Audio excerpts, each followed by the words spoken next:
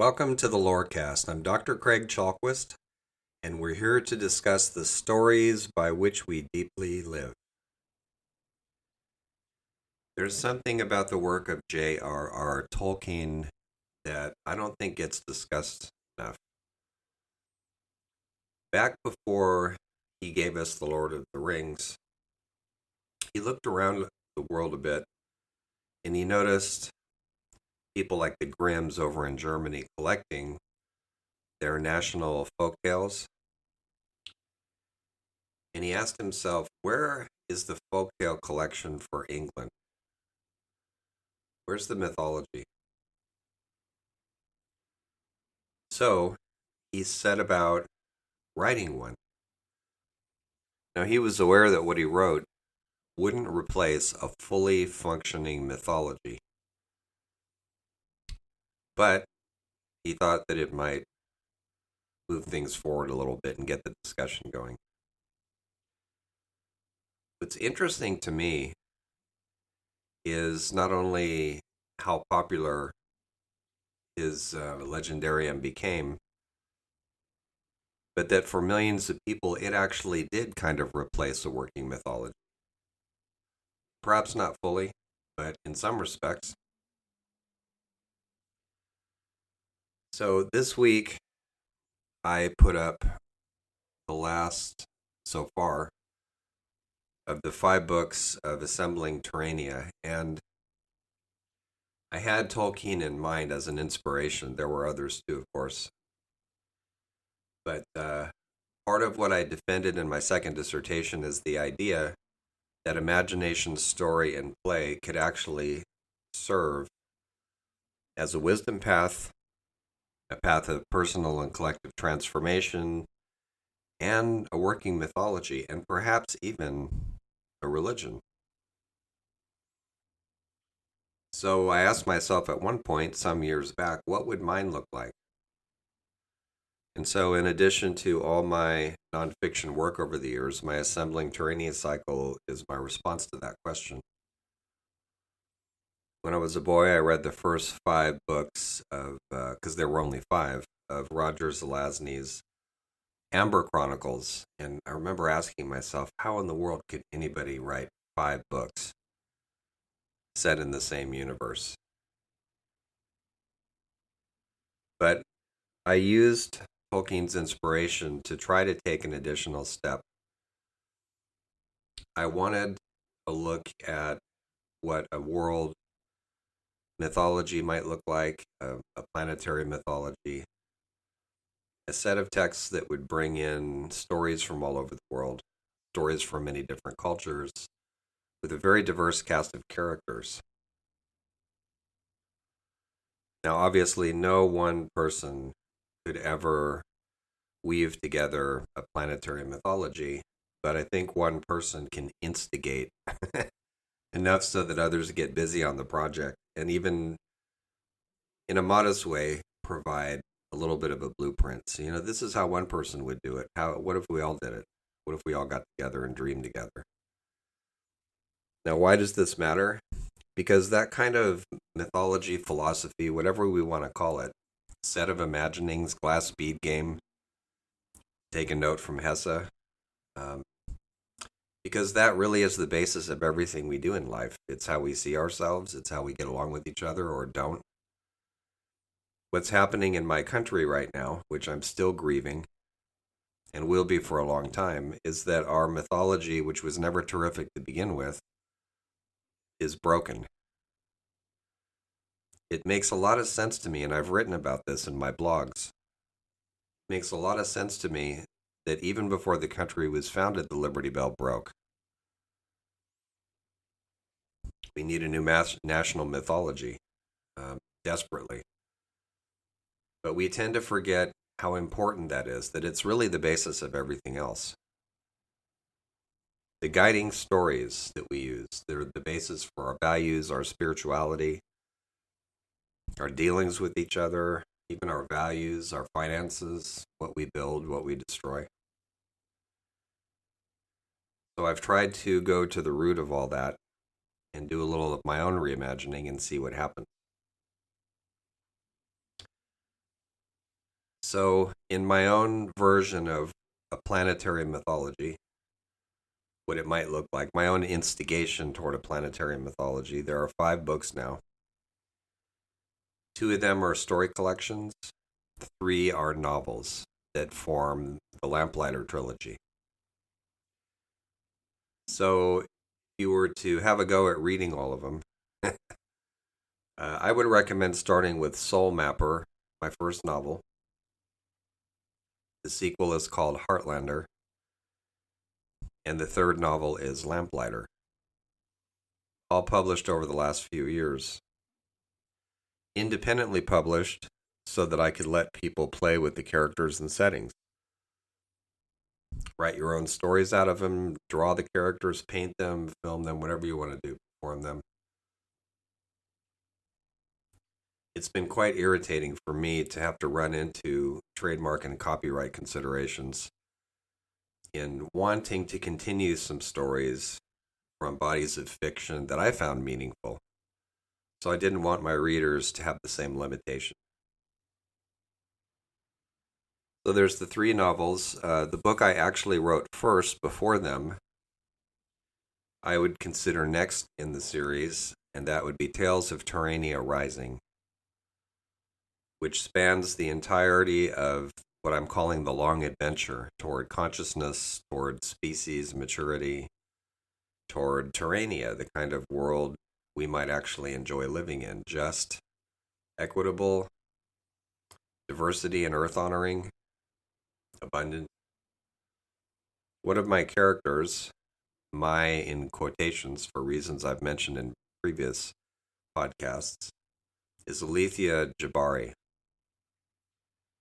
She's Jamaican, and she's a powerful person in the stories. She lives in Terrania, and she mentions at one point that they tend to take it for granted that a girl of color can go all over the world in their day and never fear being mistreated by anybody. That's Terrania. That's what we're aiming for. So she is in that collection, Tales of Terrania Rising, toward the end. I've now set 2 stories in that world, which I imagine as being a century or 2 ahead of us. So she's in both of them. The second appears in my second collection of stories, which is the book I just published. And that's called A Chorus of Resistance. All the stories have to do about resisting injustice. I didn't set out to do it that way on purpose. The theme just sort of arose from what I was writing. So afterward, it made sense to me that I put it up in the declining days of what's left of democracy in the United States. Those stories went up the same month as the inauguration of 2025, January. Named after Janus, the god who looks both forward and back. So those are pretty intense stories. Well, I tend to write that way anyway, but that collection begins with an Apache woman, a young woman, who just got screwed over by a health insurance company, which was a big mistake because she's also an expert in artificial intelligence. And she decides to correct matters. So the very first story is called Our Menu Options Have Changed. The next story is called Enlightened, and it was prompted because I spent the holidays alone this year, very much in a bah humbug mood, and it occurred to me that it might be fun to update Dickens' Christmas Carol for our time or a time in the very near future, which I did. I took an academic who's very materialistic in his philosophy and psychology, very opportunistic, and confronted him with the consequences of his own philosophy. I was thinking in part about Steven Pinker and Daniel Dennett, some others of that ilk. when I wrote the story. It's called Enlightened. There's a story called The Rink, which is probably the most autobiographical thing I ever wrote. And it's about a boy who grows up in a violent home with a certain skating rink, his refuge, his sanctuary. And the rink eventually gets sold off, but it persists in his dreams and longings. So I trace what he learns about the presence of that rink and why it's still hanging around in his psyche.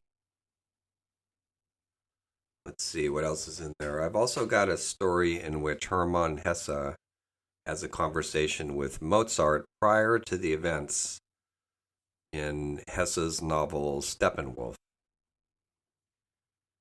Since Hesse was a creative novel writer, he, of course, couldn't give us the full picture of his imaginal encounters because that's not really the job of a novelist.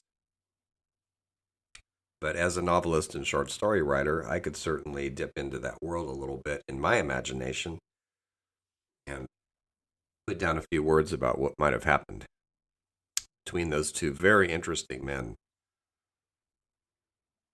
One thing I wanted to do with that story, too, is correct some misapprehensions about Mozart, who, by the standards of his day, was actually quite successful and well known, which comes as a big surprise to Hesse. Part of the chorus of resistance involves the voices of things.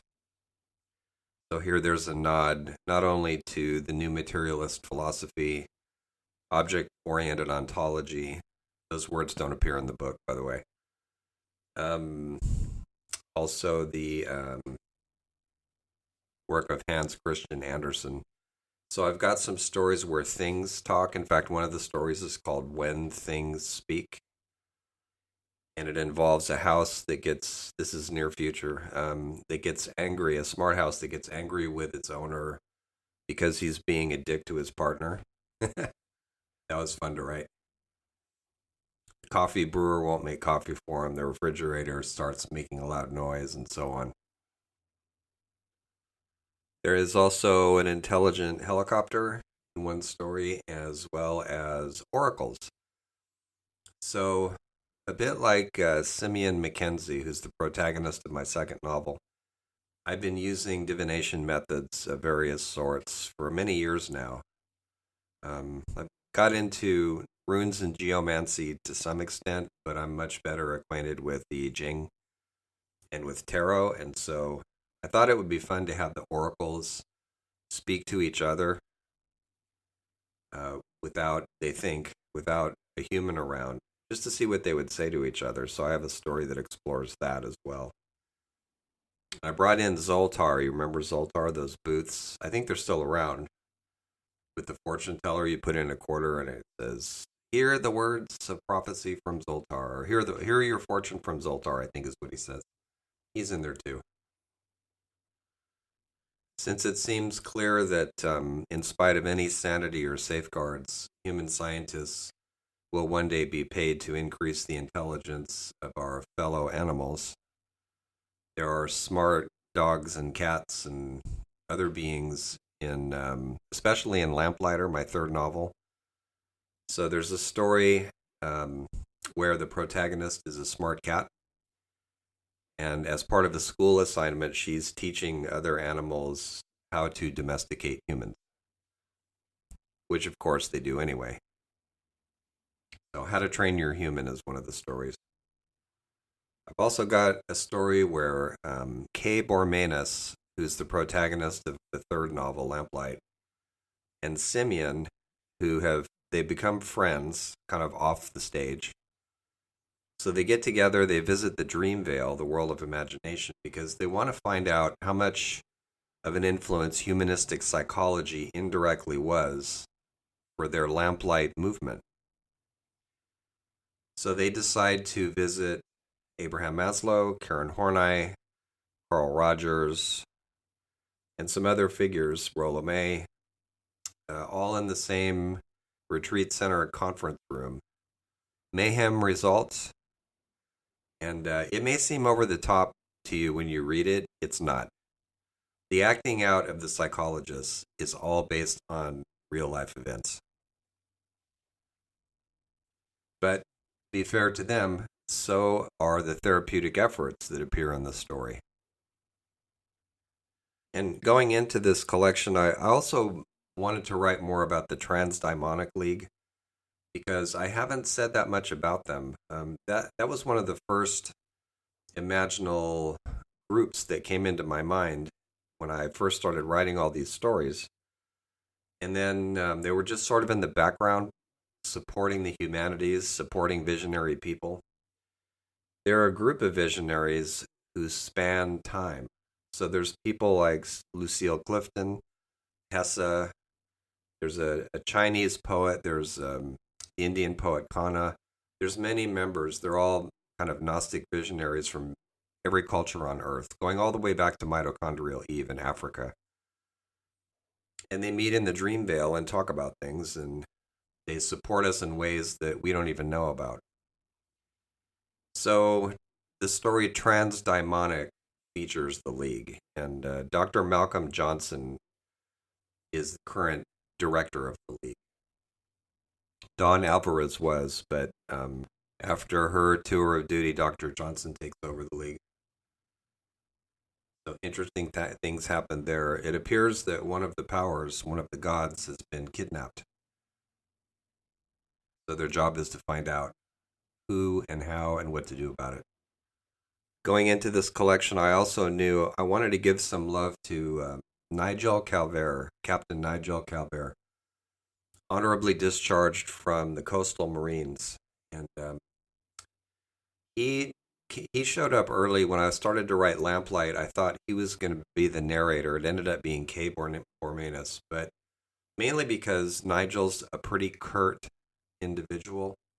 Doesn't say much. When you read that story, he tells it, and his thinking and speaking style are kind of Hemingway-esque.